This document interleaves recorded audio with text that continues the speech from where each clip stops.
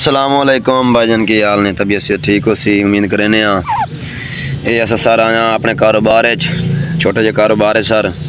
ए वेखो टाल वगैरह साढ़े कोल बंदे सुते होने, वेखो माशाल्लाह।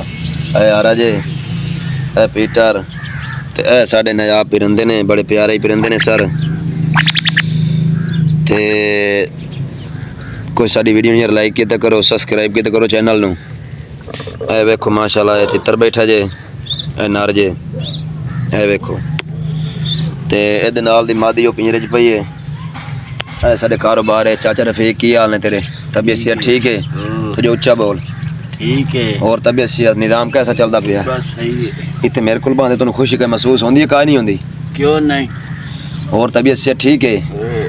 ए सर बंदे ने, ए साडा उस्ताद जे। उस्ताद जी की हाल ने? शुक्र। तबीयत सेहत ठीक है उस्ताद जी?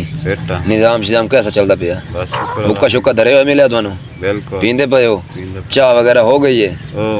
ए सारा सा आप आए ते साढ़े यार यूट्यूब चैनल ना मेहरबानी करो हेल्प की करो। थोड़ी यार हेल्प चाहिए सानू, मेहरबानी हो सी। कोई लाइक किया करो वीडियो नू, चैनल नू सब्सक्राइब किया करो, कमेंट लाजमी करना है, थोड़ी बड़ी मेहरबानी हो सी। ते अस माशाल्लाह वीडियो अपलोड बड़ी अच्छी जी करते पे हाँ, ते तुहाडा साथ चाहिए यार। अस शाम नू वीडियो अपलोड चंगी VIP सोहनी वीडियो एक सिंगर मोहसिन मंसूर मलंगी दे बारे कोई निज़ाम शिजाम बनावा है अज।